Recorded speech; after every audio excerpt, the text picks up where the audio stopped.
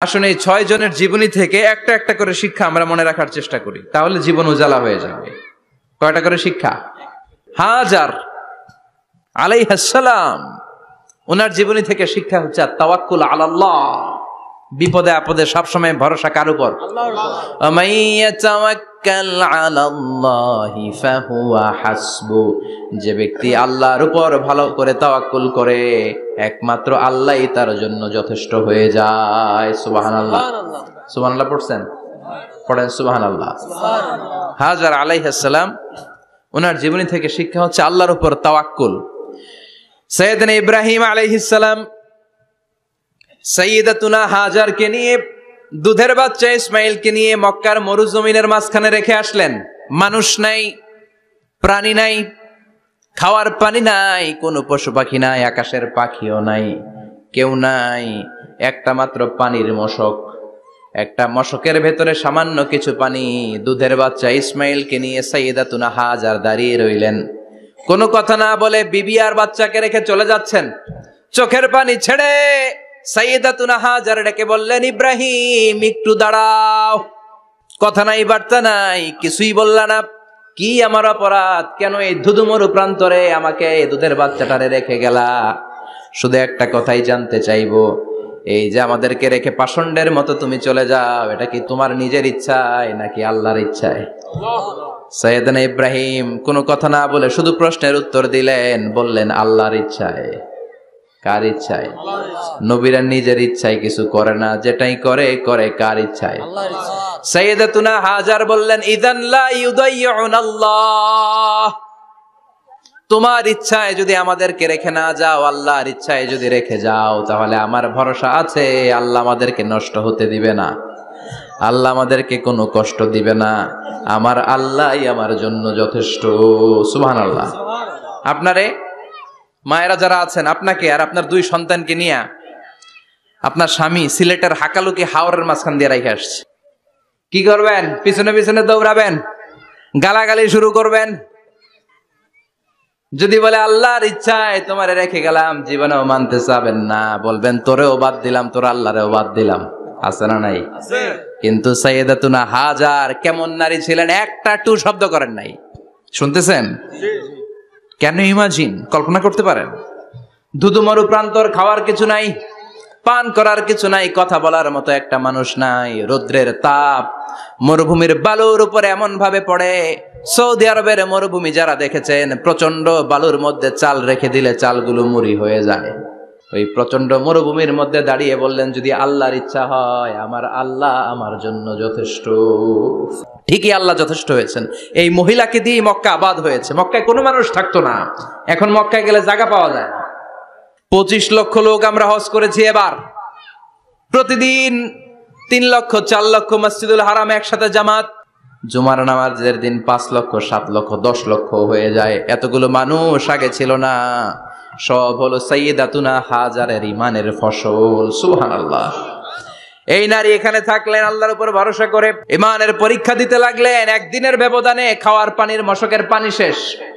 ইসমাইল আলাইহিস সালামের পায়ের ধাক্কায় জমজমের পানি এলো। জুরহুম নামক একটা গোত্র যাচ্ছিল, তারা এসে ওনার হাতে মরিদ হলো। সুবহানাল্লাহ। তারা এসে বলল, আমাদেরকে শুধু জমজমের পানি খেতে দেন, আপনি যা বলবেন সব আমরা মেনে নিলাম। শুরু হলো মক্কার আবাদ। হাজার হাজার মানুষ বাড়তে শুরু করলো, মক্কা শহরের এক্সপানশন হলো। গোটা বিশ্ব থেকে লক্ষ লক্ষ মানুষ এখন মক্কার দিকে ছুটে চিল্লায় বলেন ঠিক কি না? এজন্য আমার মায়েরা অনেক লম্বা জীবনী, তার একটা ঘটনাই বললাম। সাইয়্যিদাতুনা হাজার, ওনার জীবনী থেকে আমার মায়েদের বোনেদের জন্য শিক্ষা, তাওয়াক্কুল আলাল্লাহ। বাঁচি আর মরি, সুস্থ থাকি আর অসুস্থ থাকি, বিপদে থাকি আর যেই কোনো সমস্যায় থাকি না কেন, ভরসা করতে হবে একজনের উপর। তিনি কে? আল্লাহ। আল্লাহর উপর যে ভরসার মতো ভরসা করতে জানে, আমার আল্লাহই তার জন্য যথেষ্ট। ঠিক কিনা? তাহলে হাজার থেকে আমার বোনদের জন্য শিক্ষা হচ্ছে, তাওয়াক্কুল করব আমরা কার উপরে? ভরসা রাখবো কার উপর? সবসময় আত-তাওয়াক্কুল আলাল্লাহ, আল্লাহর উপর ভরসা করতে হবে। আমার মায়েরা, আমার বোনেরা, সালাম ফেরাউনের স্ত্রী, এই মহিলা অনেক দামি মহিলা, মুসা আলাইহিস সালামের পালক মা। সুবহানাল্লাহ পড়েন। নিজের সন্তান ছিল না, সাইয়েদনা মুসা আলাইহিস সালামকে লালন পালন করেছেন। গোপনে গোপনে মুসা আলাইহিস সালামের উপর ঈমান এনেছেন, গোপনে গোপনে রাত্রিবেলা তাহাজ্জুদ পড়ে চোখের পানি ছেড়ে চাইতেন কার কাছে? ফেরাউনের বউ আর ফেরাউনের ফিনান্স মিনিস্টার, অর্থমন্ত্রীর বউ, দুইজন লুকিয়ে কালিমা পড়ে মুসলমান। ফেরাউন কিছু জানে না। সুবহানাল্লাহ। কি আল্লাহর খেলা! ফেরাউন লক্ষ লক্ষ বনি ইসরাইলের ছোট্ট বাচ্চাকে জবাই করেছে একটা বাচ্চাকে ঠেকানোর জন্য। নাম কি? মুসা। আর ফেরাউনের ঘরে আল্লাহ মুসাকে বড় করলেন। কোন সুবহানাল্লাহ। লুকিয়ে লুকিয়ে ঈমান আনলো। ফেরাউনের বউ আসিয়া, অর্থমন্ত্রীর বউ, দুইজন মিলে ফেরাউনের কাছে ঘটনা পৌঁছে গেল, খবর পৌঁছে গেল। ফেরাউন ডেকে পাঠালো। দুধের বাচ্চাকে নিয়ে ফেরাউনের অর্থমন্ত্রীর বউ হাজির। কুখ্যাত সন্ত্রাসী ফেরাউনের নিজের বউ আসিয়াও হাজির। ফেরাউন বলে, এক আল্লাহর উপর কুফরির ঘোষণা দে, আল্লাহকে বলে যা, আমার পায়ের সামনে সেজদা দে, আমি মাফ করে দেব। আসিয়ার এক কথা, জীবন যাবে কিন্তু ঈমান যাবে না। ফেরাউনের অর্থমন্ত্রীর স্ত্রীরও এক কথা, যে আল্লাহর কাছে আমরা মাথা নত করেছি, পৃথিবীর কোন শক্তির কাছে ওই মাথার নত হতে পারে না। ফেরাউন বলল, তাই নাকি? দেখি তোদের ঈমানের পাওয়ার কত বড়। অর্ডার করলো, বিশাল বড় পাতিল নিয়ে আসো, কড়াই নিয়ে আসো, কড়াই ভর্তি তেল গরম করতে শুরু করো। টকবক টকবক করে কড়াইয়ের মধ্যে গরম তেল। ফেরাউন বলে, ও অর্থমন্ত্রীর স্ত্রী, তোমারে অনেক ভালো জানতাম, এখনই আমার পায়ের সামনে সেজদায় লুটিয়ে পড়ো, আল্লাহরে ছাড়ো, আমি তোরে ছেড়ে দেব। অর্থমন্ত্রীর বউ বলে, এত সোজা না। সুবহানাল্লাহ বলেন। কি ঈমান!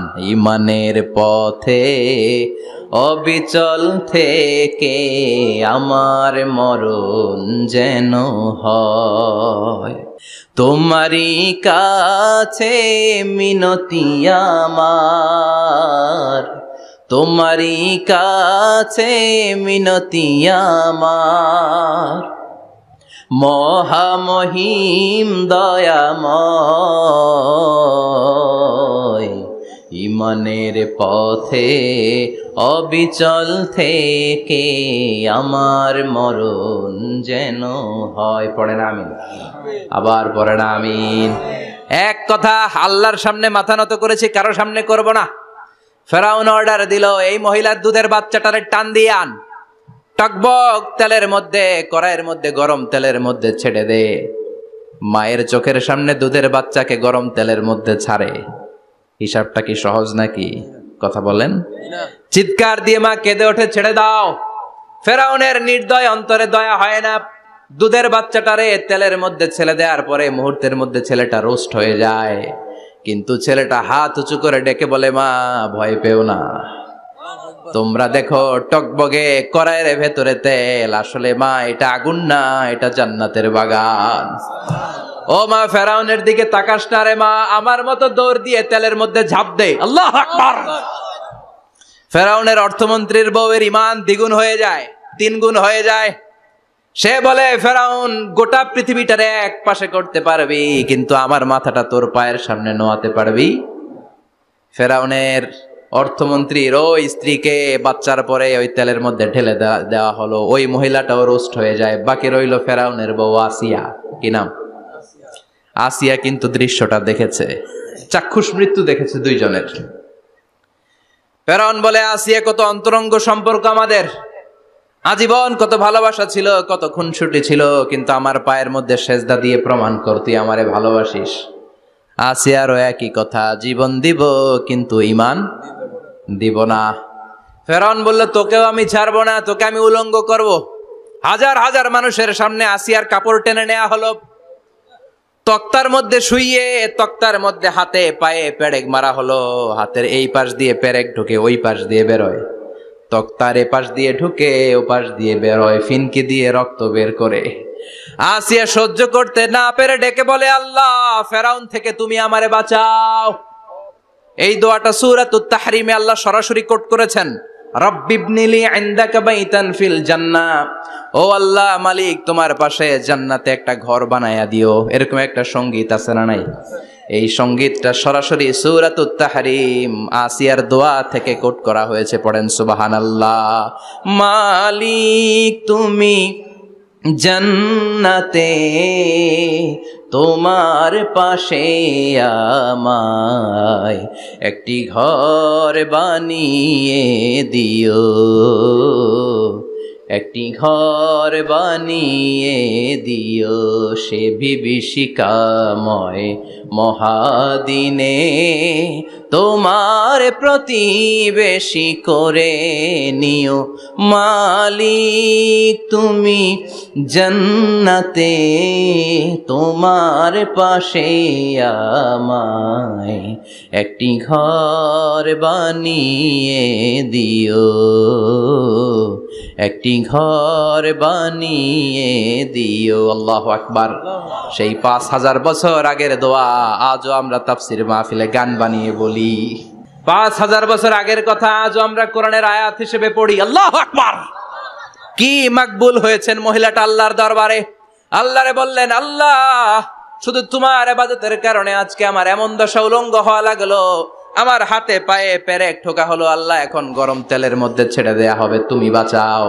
আল্লাহ বললেন, জিব্রাইল আমার জান্নাতটারে আসিয়ার চোখের সামনে তুলে ধর।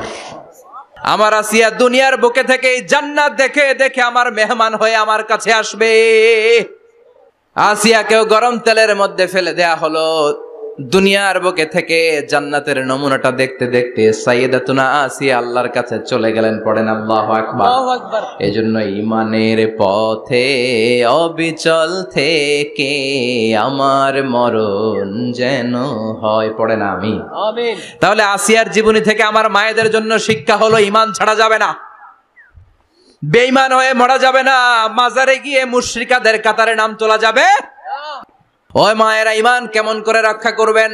ঈমান কত বড় দামি জিনিস, ঈমান একজন নারীর মর্যাদা আল্লাহর কাছে কত বাড়িয়ে তোলে। আসিয়ার জীবনে এই শিক্ষাটা আছে না নাই? কথা কম আছে, বোঝা যায়? বোঝা যায়।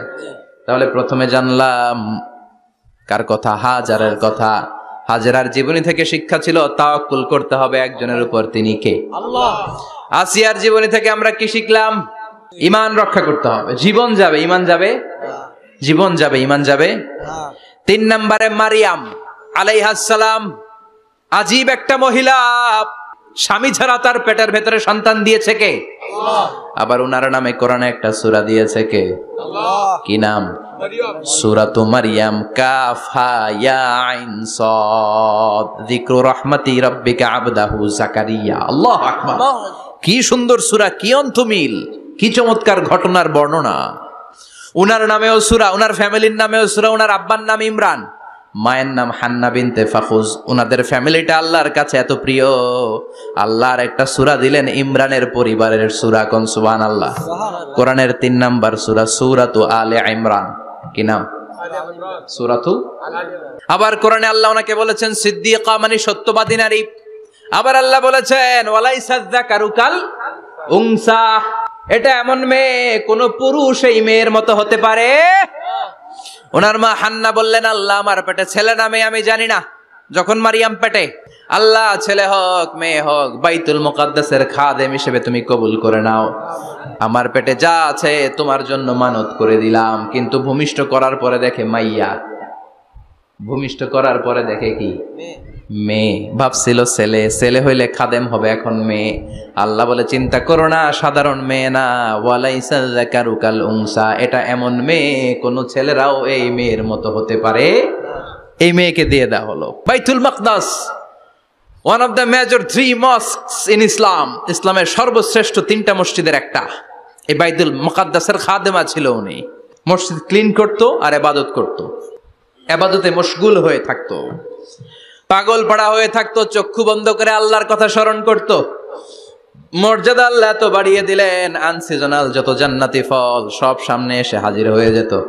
ওনার খালু জাকারিয়া এসে বলতেন, আন্না লাকে হাদা, ও মারিয়াম এই ফল তো এই সিজনে ফিলিস্তিনে নাই, পাইলা কই?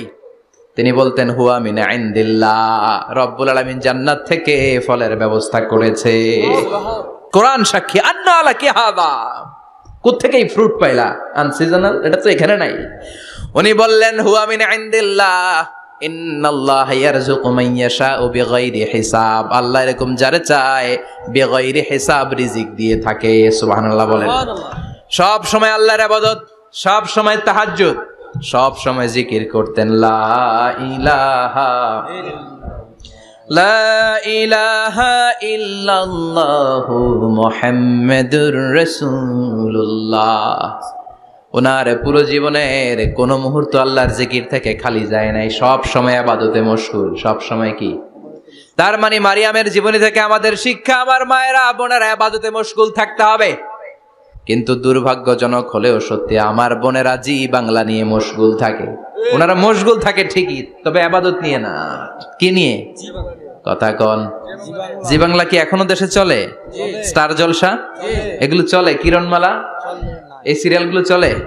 নতুন সিরিয়াল আসছে, নাম কত কয়েকটা, ওয়াজ মাহফিলে বলা লাগবে আমাদের। কি নাম, কি চলে এখন জানো না তুমি? সর্বনাশ, পাগলের মতো মহিলাগুলো বসে থাকে, রাতে দেখতে না পারলে সকালে কাজা কাফার আদায় করে, আছে না নাই? কাজা আদায় করে ফেলে সকালে। খবরদার, জি বাংলা, স্টার জলসা, হিন্দি মুভি নিয়ে মশগুল থাকা যাবে না আমার বোনেরা।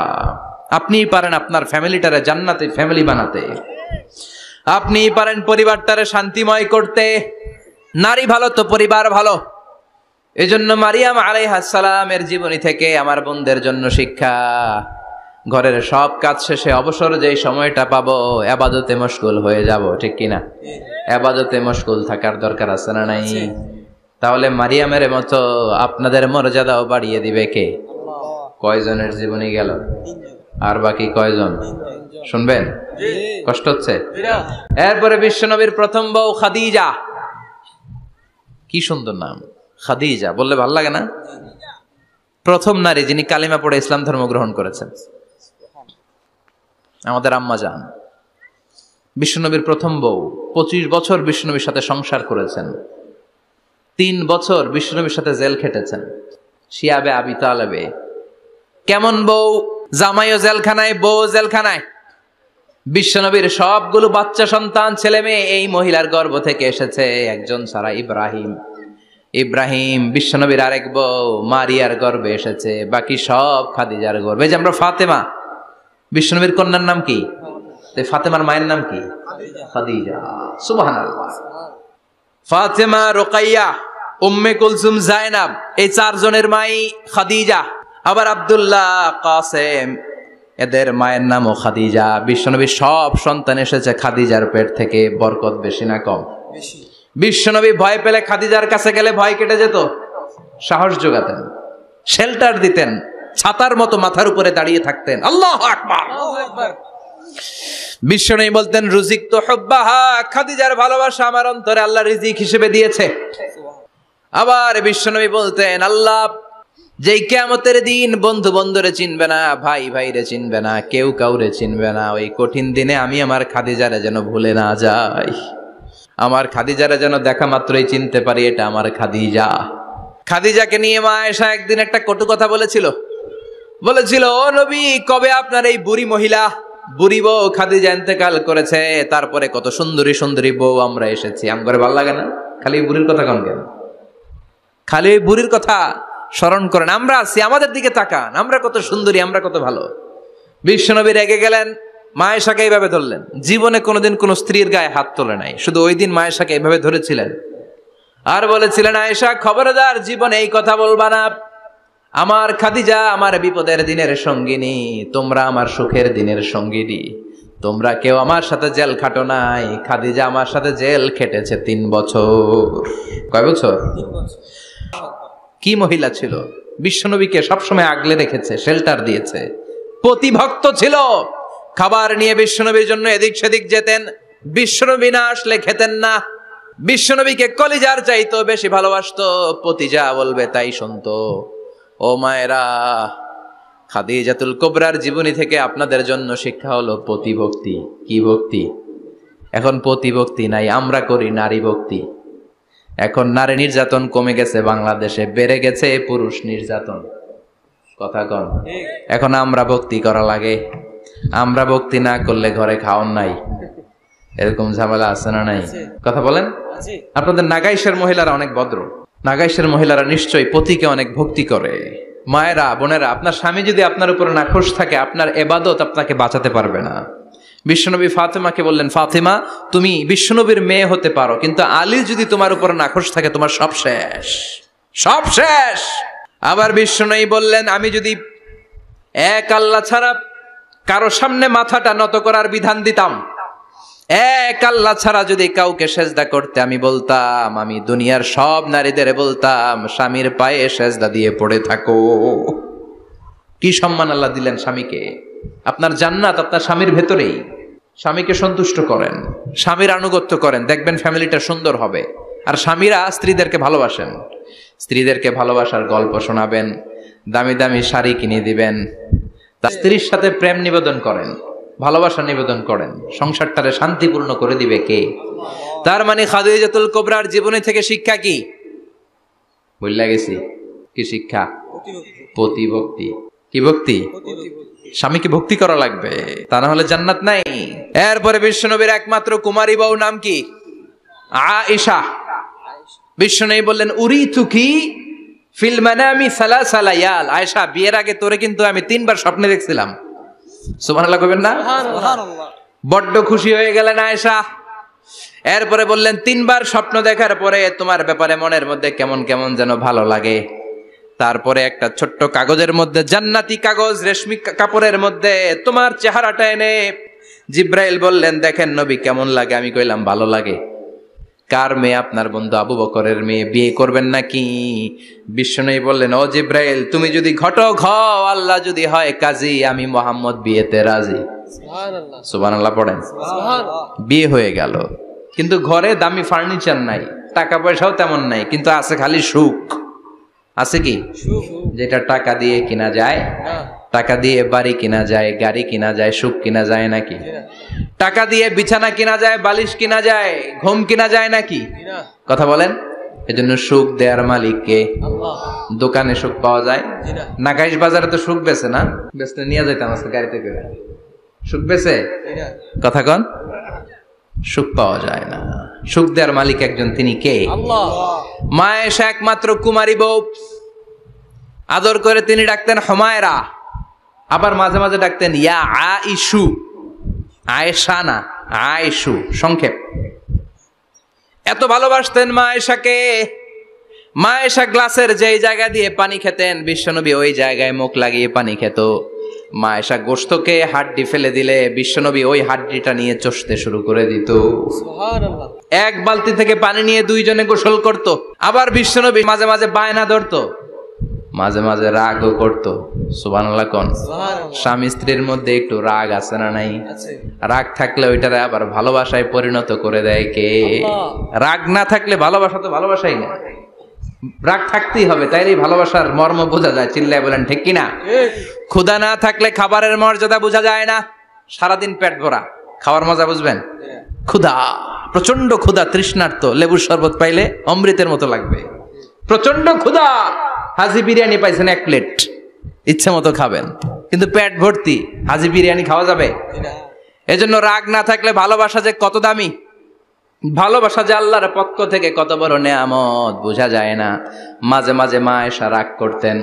শুনতেছেন? জি। বিশ্বনবী বলেন, আয়েশা কখন তুমি রাগ করো, কখন তুমি আমারে ভালোবাসো আমি বুঝি।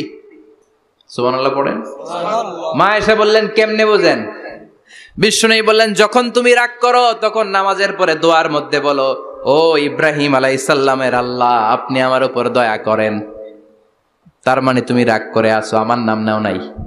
আর যখন আমার উপর খুশি থাকো, নামাজের পরে দোয়াতে বলো, মুহাম্মদ সাল্লাল্লাহু আলাইহি ওয়াসাল্লামের আল্লাহ, আপনি আমাদের উপর রহমত করেন। তার মানে খুশির সময় তুমি আমার নাম নাও, রেগে গেলে অন্য নবী দেওয়ার দোয়া সাইরা দাও, রেগে গেলে আমার নামটা নাও না। মা আয়েশা বলে, নবী গো, আমি তো শুধু নামটাই মুখ দিয়ে নেই না, কিন্তু কলিজা থেকে তো আপনারে বাদ দিতে পারি না। আল্লাহু আকবার। কি ভালোবাসা! মা আয়েশা বলতেন, আমি যখন বিশ্বনবীর সাথে শীতের রাতে এক ল্যাপের নিচে ঘুমাতাম, তখনও জিব্রাইল ওহী নাজিল করত। সুবহানাল্লাহ নাই? সুবহানাল্লাহ। কোন স্ত্রীর সাথে অন্তরঙ্গ বসবাসের সময় কোরআনের ওহী নাজিল হতো না। একমাত্র মা আয়েশার সাথে যখন এক বিছানার এক ল্যাপের নিচে দুইজন শুয়ে আছে, কোরআনের আয়াত নাজিল করছে কে?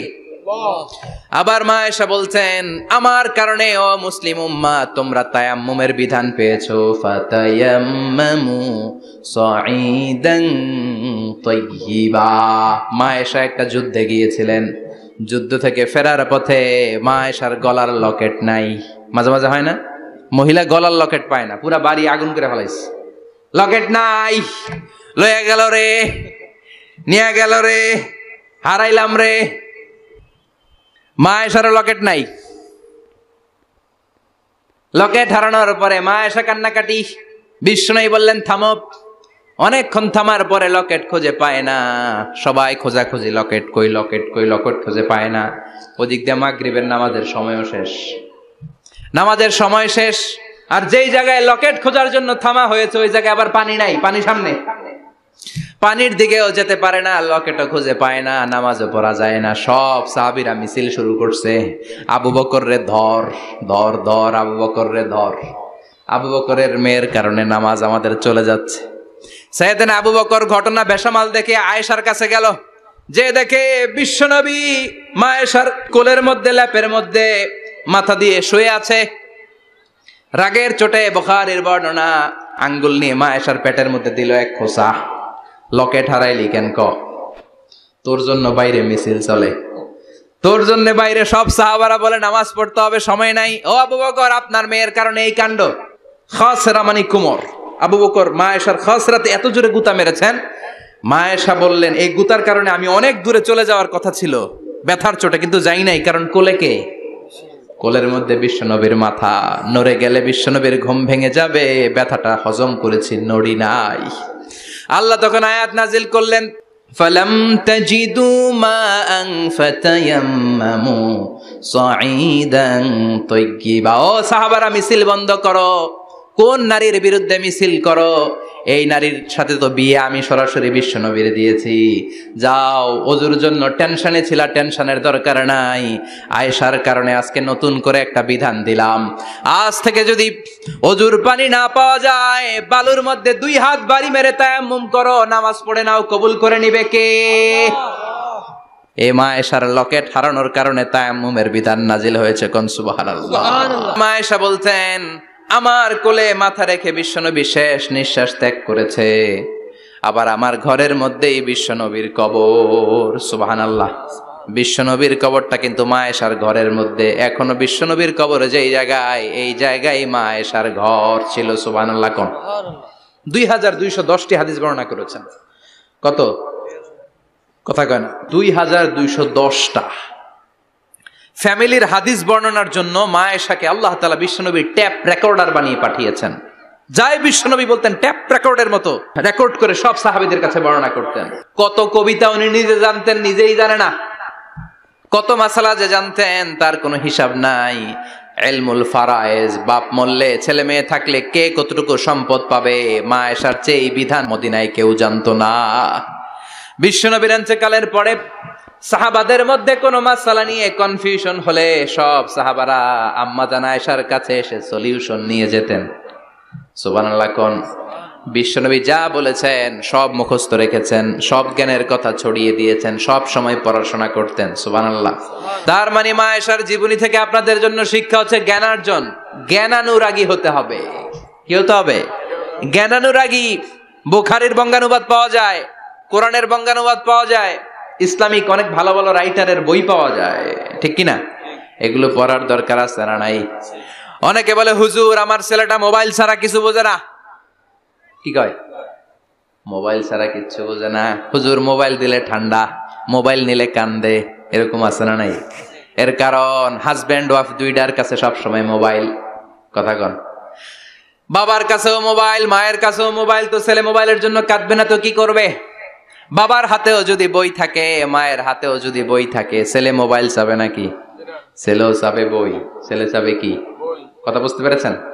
এই জন্য জ্ঞান অনুরাগী হতে হবে মা আয়েশার মতো। মা আয়েশা 2210টা হাদিস মুখস্থ করেছে, আপনি কয়টা করছেন? উনি পারলে আপনি পারবেন না কেন? মায়েরা শুনতেছেন তো? আশা করি আপনারা শুনতেছেন। তাহলে মা আয়েশার জীবনী থেকে আমরা শিক্ষা পেলাম জ্ঞান চর্চা করতে হবে। সর্বশেষ কোন নারী? কথা কন। ফাতিমা রাদিয়াল্লাহু তাআলা আনহা, বিশ্বনবীর কলিজার টুকরা। চাচাতো ভাই আলীর সাথে বিয়ে হলো।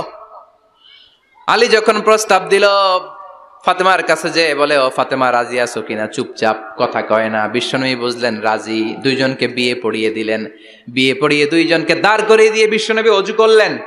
অজু করার পরে সামান্য কিছু অজুর পানি ছিল, আলীর মাথার মধ্যে ছিটিয়ে দিলেন, বরকতের পানি। সুবহানাল্লাহ কইবেন না? সুবহানাল্লাহ। অজু করে সাইয়েদনা আলীর মাথার মধ্যে ছিটিয়ে দিলেন আর দোয়া করে দিলেন, বারাকাল্লাহু লাকুমা ওয়া বারাকা আলাইকুমা ওয়া জামাআ বাইনাকুমা ফি খাইর। আল্লাহ তোমাদের দুইজনকে বরকত দিয়ে দাম্পত্য জীবন শুরু করার তৌফিক দান করুক। আবার দোয়া করলেন, আল্লাহুম্মা বারিক লাহুমা ফি বিনাইহিমা, ওদের সম্পর্কে বরকত দেন। ওয়া নাসালিহিমা, শিবলিহিমা, ওদের গর্ভে যে সন্তান আসবে এগুলোর শ্রেষ্ঠ সন্তান বানান। 1 বছরের ব্যবধানে ঘরটাকে আলোকিত করে প্রথম সন্তানের জন্ম হাসান। সুবহানাল্লাহ। হাসান রে বিশ্বনবী এত আদর করেছেন, বিশ্বনবীর কাছ থেকে এত আদর কেউ কোনোদিন পায় নাই। হাসান রে বিশ্বনবী ডাকতেন লুকা। বুখারীর বর্ণনা, শব্দটা কি? লুকা মানে পিচ্ছি। ছোট বাচ্চাদেরকে আপনারা কি কন? আরে পিচ্ছি তো আমি কইছি, আপনারা কি কন? নাগাইছে কি বলেন? বাচ্চা বলেন, বাবু বলেন, আর কিছু কি বলেন? আর আর কিছু নাই। তাহলে এই যে বাবু পিচ্ছি, হ্যাঁ, এই বাবু পিচ্ছি আরবি হচ্ছে লুকা। বিশ্বনবী ফাতেমার ঘরে এসে বলতেন, আইনা লুকা, পিচ্ছিটা কই রে? আমার হাসান কই, আমার নানা ভাই কই? আর বিশ্বনবীর আওয়াজ শুনলে হাসান এসে বিশ্বনবীর কাঁধে। আল্লাহু আকবার, আল্লাহু আকবার। বিশ্বনবী বলতেন, ফাতেমা আমার কলিজার টুকরা, যে ফাতেমারে কষ্ট দেয় সে আমারে কষ্ট দেয়, ফাতেমারে আনন্দ দেয় মানে আমি বিশ্বনবীরে আনন্দ দেয়। এই ফাতেমা সব সময় পর্দায় থাকতেন, দিনের বেলা বেরোতেন না, সারা দিনে টয়লেট করতেন একবার, সেটাও করতেন রাত্রে, যাতে দিনের বেলা কেউ তারে না দেখে। কি ব্যালেন্স লাইফ, কি ব্যালেন্স লাইফ! রাতে একবার টয়লেটে যাওয়া মানে কি সারাদিন খাওয়া দাওয়া এরকম ব্যালেন্স করে করতেন। কেউ দেখতে পারে নাই ওনারে, কেমন ছিল কেউই জানতো না। এমন ভাবে চলাফেরা করতো, কোনো পুরুষদের সামনে দিয়ে কখনো যেতেন না। এজন্য ইন্তেকালের আগে আলীকে বললেন, আলী, বিশ্বনবীর ওসিয়ত অনুযায়ী কিছুদিন পরে আমি আমার বাবার সাথে সাক্ষাৎ করব। ইন্তেকালের সময় বেশি লোক আমার জানাজাতে আসার দরকার নাই, নিজেরা দোয়া করে দিলে চলবে। আর আমার জানাজার খাটিয়ার উপর দিয়ে বিশাল একটা বোরকা দিয়ে দিও। এটার আরবিতে বলে নাউশ। কি বলে? এই প্রথম কোন নারী তার খাটিয়ার উপরে নাউশ ব্যবহার করেছে, জন্য এটাকে বলে সুন্নাতু ফাতিমা, ফাতেমার সুন্নাত। সাইয়েদাতুনা ফাতেমার আগে কেউ জানাজার খাটিয়াতে নাউশ ব্যবহার করে নাই। আল্লাহু আকবার, আল্লাহু আকবার। আলীকে বলে গেলেন, আলী, অল্প কয়েকজন পুরুষ নিয়ে জানাজা দিও, বেশি মানুষের কাছে আমার নিও না।